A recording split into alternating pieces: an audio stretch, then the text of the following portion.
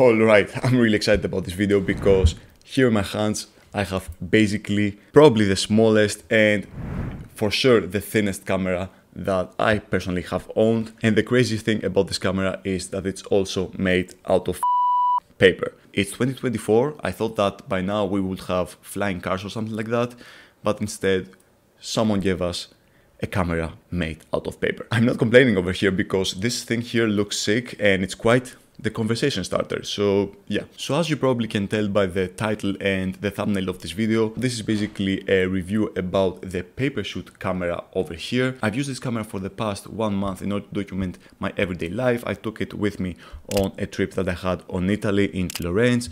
I've used it in order to document my trips on the beach here in Greece, my nights out. I also did quite a bit of street photography with this.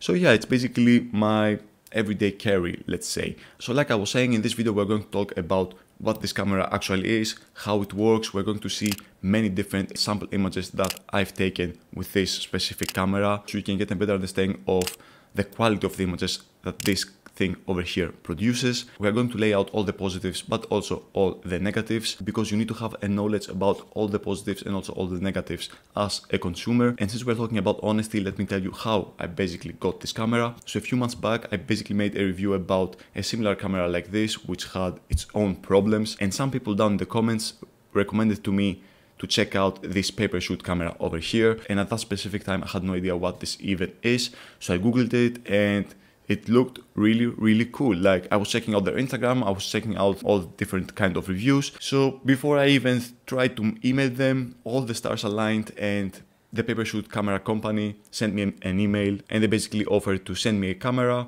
in order to use it as my everyday camera, and after that make a review talking about the process of using it and all that good stuff. So I'm not getting paid by Papershoot. They will not see this video before going out. I'm sorry, Maria. Maria is the person that I'm talking to through the emails. So yeah, now that we have everything laid out, let's talk about this camera over here. First and foremost, let's talk about the most important thing in this specific camera, which is the build quality and the whole ecosystem surrounding this camera over here. Again, if you know all these things and you want to skip to another part of the video, I will have timestamps down below so you can jump to different parts of the video. Maybe you want to see the images right away, so yeah, you can do that. Anyways, so this camera over here, as you can see, is made out of paper, like I was saying. Not the whole camera, so the real camera itself is basically the plaquette inside. The lens is also attached to the plaquette. On the one side we have an SD card holder, a SIM card holder, and a USB-C port, so you can charge your batteries directly through the camera. You can see that this camera needs to have 2 AAA batteries in order to operate, and what I recommend is to simply use 2 rechargeable AAA batteries in order to also charge the batteries without taking them out of your camera. So if you have rechargeable AAA batteries, you can charge them via the USB-C port over here. And since we're talking about the SD card, let me mention one more time that basically with this camera you can get all these different point and shoot filmic type images without actually buying the overpriced as of now film stocks. It's crazy to me that we have to spend 15 to 20 euros for a film roll and then spend another 15 to 20 euros in order to develop the film roll. That's why I'm using these cameras more and more, because I'm fucking broke and I cannot afford to spend money on many different film rolls. So yeah, like I was saying, the plaquette on the inside is the camera itself, but the outside skin is basically made out of paper, and it's really easy to assemble. It takes like a few seconds or something like that. So you basically choose your favorite skin out of their website. They have many different styles in order to personalize your camera. You can even customize the cap over here on the front, which protects your lens, which is a really nice touch. So yeah, as you can see, this camera is really customizable, but at the end of the day, this camera is made out of paper. The skin is made out of paper. Over here on the side, you can see that this camera is not covered, so you have to be careful, especially with the rain or maybe sandstorms and all that kind of stuff. To be completely honest, for my personal use case, and I think for the use case that most people will get this camera for, that's not a huge issue. Like, the skin is really durable, even though it's made out of paper. Like, it's thick paper, it's really thick, and you can always get different skins in order to like replace the older ones. Like I was saying, I've used it on the beach countless times and I had no problem with the sand or something like that. The camera works perfectly fine. So beach test, very nice. I also personally like using this strap over here. Like, I think it's a really nice touch that the Papershoot also has this for sale. And I like using this strap because this camera is so lightweight, so you don't even notice that you have it around you. And it also, like, it's a really nice, how can I say it? Like, it adds to the style, it adds to the drip, you know?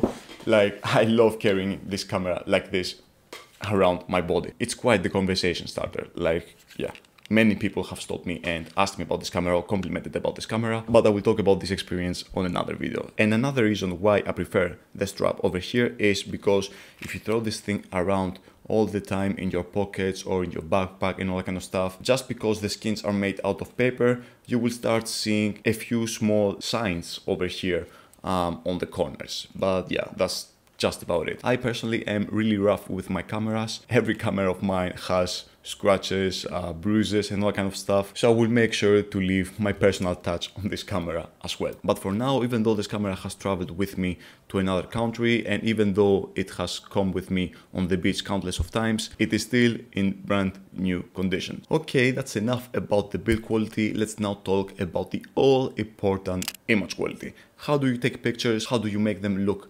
filmic? Can you take video with this one? Spoiler alert, you can. So let me break all these things down. First and foremost, this camera takes 18 megapixel photos. 18 megapixels allow you to basically crop your images a little bit, and it's higher than what other competitors offer. So you get a little bit more detail out of the images. But again, I don't use these type of cameras for the megapixels. I prefer to use them for their smaller size, for their ecosystem, and for the type of images that they're creating. Basically, the vintage look or the filmic look that these cameras create. And without using any type of external presets, this camera over here on the back allows you to choose between 4 different filters. You get the color filter, you get the black and white filter, you get the sepia tone filter, and you also get a cooler type of filter. So right off the bat, you have 4 different effects in order to choose from.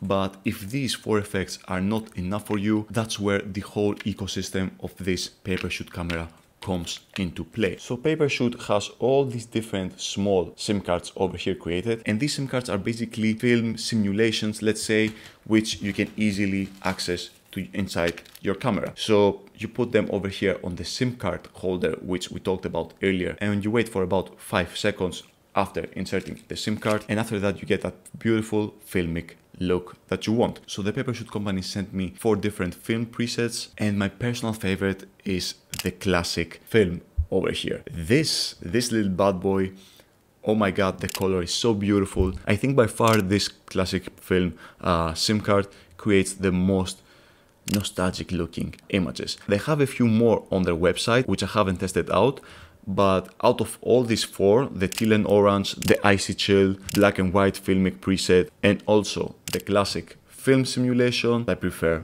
the later one. But except the film SIM cards, you also get another type of SIM cards that the Papershoot company has created. And these cards are basically called function cards. And what they allow you to do is to create different effects or basically unlock different abilities within your camera. There's a function card which allows you to shoot square images. There's a function card which allows you to put a cute white border, something like a Polaroid style border around your images. There's another function card which allows you to take double exposure images, which is really nice as well. So basically you take one image and then you wait another 10 seconds and the camera takes a second image, and it basically creates a final image with both of these photos overlapped, which is a really nice thing to play around. Maybe you can take a portrait and then point your camera to some leaves and it can create that really nice double exposure effect. So yeah, you can basically get creative. But my favorite function card is basically the video and time-lapse function card. So this camera basically is able to take 10-second videos. It cannot record for over than that, but you can think of it like it's an Instagram story, you know? Like you press the shutter and after that you have about 10 seconds to capture something. I don't know, maybe a moment, something. This camera is not made for documenting a huge event or something like that. It's basically in order to capture these smaller moments, these really nice memories. Most of the competition, if not all of the competition, doesn't really offer that. So the original caveat about this video stuff was basically that the pay-per-shoot camera had to be connected to an external source, something like a power bank, let's say. So with the function card, you can take as many 10-second videos as you want without the need of the power bank. About the time-lapse feature, you can basically create time lapses for up to 30 minutes. But I never take time lapses. I don't take time lapses with my professional mirrorless cameras, but I'm sure some of you will appreciate the fact that you can capture and create time lapses with this one. I'm talking all this time about the pictures, about the image quality, but I have not addressed what lens this camera is actually using. So I don't know the exact millimeters. It's a wide enough lens, as you can see from the images. The aperture opens up at f2, which is really nice. It lets in lots of light, so the image quality is also naturally better. And what I love about this camera is that it usually chooses the right shutter speed, the right aperture, and the right ISO in order to shoot at. So with some other cameras like this one, they tend to use a lower shutter speed in order to capture more light, which usually resulted in blurrier images. But with a pay-per-shoot camera, which opens up its aperture at f2, I always get fast enough shutter speeds, which basically means that almost all of my shots are really sharp and don't have that motion blur. And also the ISO goes up around 3200. Obviously at 3200 ISO the images are a little bit noisy, and here we get another small negative, which basically is that this camera doesn't have an inbuilt flash, but that's quite alright. And I have read somewhere on the internet that the pay-per-shoot camera also offers an external light source or something like that. I would really love to use something like this. Obviously this doesn't mean that this camera is useless for events. I will take this camera with me on many concerts throughout the summer, and I also took it with me on a basketball stadium. And if you have ever been in a sports stadium, especially in a closed sports stadium, you know that it's not very well lit. And as you can see, obviously these images have a little bit of noise in them, but I love them. They remind me of that day and the moments inside that stadium. So yeah, I'm quite pleased with that. And the really crazy thing as well is that you also get some lens attachments over here.